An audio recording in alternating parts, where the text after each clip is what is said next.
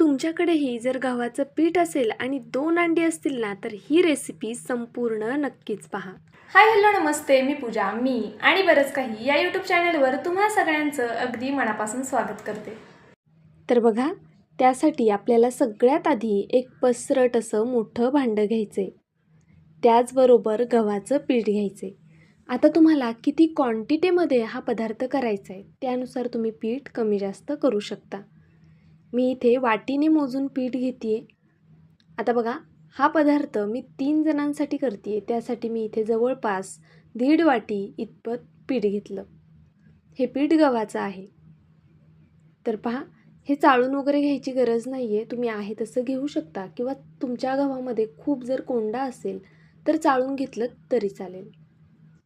त्यानंतरनं आपल्याला यामध्ये अंडी फोडून घ्यायची आहेत. पहा, इथे मी 1.5 वाटी गव्हाचं पीठ घेतलं आहे. छोट्या वाट्या होत्या तर 1.5 वाटी घेतले. त्यासाठी आपल्याला 2 अंडी फोडून घ्यायची आहेत. तुम्हाला हवं असल्यास तुम्ही इथे जास्त अंड्यांचा वापरसुद्धा करू शकता.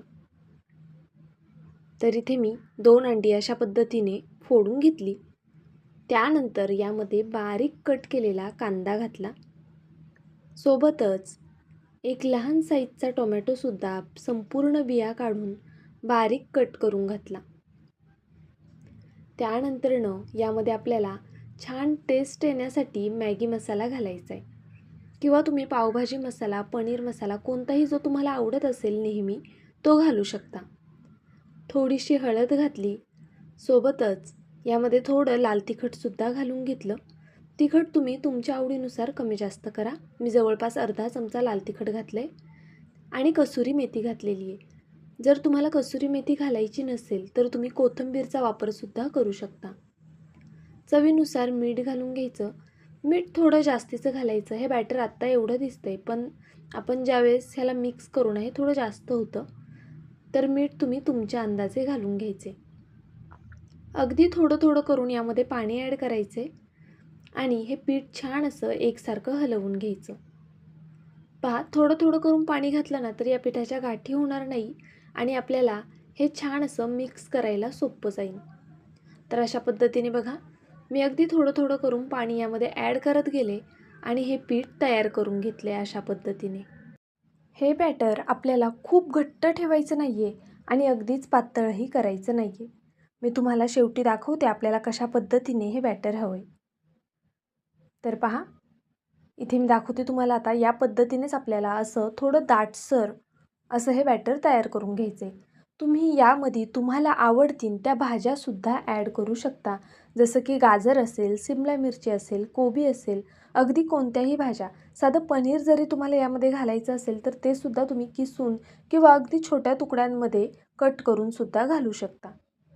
पहा, एका पॅनला इथे मी तेल लावून घेतलं. यावरती हे बॅटर टाकून घ्यायचं आणि अशा पद्धतीने थोडं जाडसरच हे पसरवून घ्यायचं. खूप पातळही नाही आणि अगदीच जाडही नाही. आपण नेहमी स्पंज डोसा वगैरे करण्यासाठी ते बॅटर कसं पसरवतो, अगदी त्या पद्धतीने. तर पहा, अशा पद्धतीने आपल्याला हे दोन्ही साईडनी भाजून घ्यायचे. गॅसची फ्लेम आपल्याला मीडियम ठेवायची आहे आणि मीडियम फ्लेमवरच हे सगळं आपल्याला भाजून घ्यायचे व्यवस्थित. हा पदार्थ खूप हेल्दी तर आहेच आणि करायलासुद्धा सोपा आहे.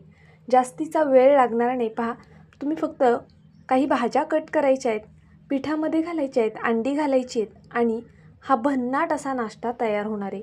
चवीला खूप जास्त छान लागतो. लहानांपासून मोठ्यांपर्यंत सगळे आवडीने खातील असाच हा पदार्थ तयार होतो. आता पहिला हा जो पराठा आहे तो असा भाजला गेला आहे कारण की तुम्ही पाहिलंच की गॅस गेला होता, त्यामुळे तवा नीट तापलेला नव्हता. तवा सेट व्हायला थोडा वेळ लागतो, त्यामुळे हा पराठा पहिला अशा पद्धतीने भाजला गेला आहे. पण जर गॅसची फ्लेम व्यवस्थित असेल ना तर छान जाळीसुद्धा येते आणि मस्त हे पराठे भाजले जातात. तर पहा, अशा पद्धतीने मी हे दोन्ही साईडनी छान असं भाजून घेतलेलं आहे. पाहू शकता तुम्ही. आता हे काढून घेते आणि पुन्हा एक दुसरा पराठा तुम्हाला भाजून दाखवते. पहा, थोडंसं तेल घालायचं आहे. खूप जास्त तेलाची गरज पडणार नाही आणि अजिबात खाली तव्याला चिटकत वगैरे नाही. मगाशी बघा, आपला तवा थोडा थंड होता तरीसुद्धा हे पॅनला चिटकलेलं नाही आहे जरासुद्धा. अशा पद्धतीने बघा हे स्प्रेड करून घेते आणि छान असं दोन्ही साईडनी आपण हे छान खमंग खरपूस असं भाजून घेऊया, म्हणजे खायलासुद्धा खूप छान लागतं. तर पहा, अशा पद्धतीने मी हे छान असं पसरवून घेतलं. तुम्हाला माझी ही रेसिपी कशी वाटते प्लीज मला कमेंटमध्ये नक्कीच सांगा. नवीन असाल, अजून सबस्क्राईब केलेलं नसेल तर प्लीज सबस्क्राईबसुद्धा करून घ्या. व्हिडिओ आवडला असेल तर व्हिडिओला एक लाईक मात्र आवर्जून करा. अतिशय झटपट होणारा सोपा असा हा नाश्ता मी आज तुमच्यासोबत शेअर केला आहे. लवकरच मुलांच्या शाळा चालू होतात आहे. सकाळच्या घाईमध्ये काहीतरी पौष्टिक द्यायचं असतं आणि झटपट होणारं. तर पहा, जर तुम्ही चपात्या करण्यासाठी तवा ठेवला आहे तर अगदी 5 मिनिटामध्ये हा नाश्ता तुम्ही मुलांना करून देऊ शकता. मस्त होतो खरंच. एकदा नक्की ट्राय करा. केल्यानंतर मला कमेंट करून नक्कीच कळवा. आपण यामध्ये एवढं गव्हाचं पीठ घातलं आहे तरीसुद्धा ह्याची टेस्ट आपण जी अंड्याची पोळी करतो ना, अगदी त्या पद्धतीची येते. आणि यामध्ये भरपूर प्रकारच्या भाज्यासुद्धा तुम्हाला ॲड करता येतात, म्हणजे तुम्हीही खुश, मुलंही खुश. पहा, असं छान दोन्ही साईडनी मी हा पराठा भाजून घेतलेला आहे. पाहू शकता, अगदी मस्त भाजून घ्यायचा, कारण गव्हाचं पीठ आहे, थोडं शिजायला किंवा पचायलासुद्धा जड असतं, त्यामुळे अगदी व्यवस्थित असं भाजून घ्या. पहा, दोन्ही साईडनी मी आलटून पलटून हे भाजून घेतले. तुम्हाला हवं असल्यास तुम्ही यामध्ये थोडासा ओवा किंवा थोडंसं हिंगसुद्धा घालू शकता पिठामध्ये. तर पहा, इथे मी एक 4 पराठे करून घेतले, बाकी नंतर करणार. गरम गरम खायला आहे ना खूप छान लागतात, त्यामुळे शक्यतो गरम गरमच करायचे. पहा, किती सॉफ्ट आहेत, अगदी मऊ लुसलुशीत असे हे पराठे तयार होतात. अप्रतिम होतात. एकदा नक्कीच ट्राय करा. प्रत्येकाने एकदा तरी करून पाहावा असाच हा नाश्ता आहे.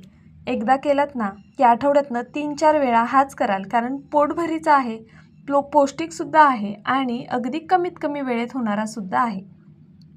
व्हिडिओ आवडल्यास लाईक करा, नवीन असाल तर सबस्क्राईब करा. उद्या भेटूया अशाच एका छानशा रेसिपीसोबत. तोपर्यंत bye. Thank you so much for watching.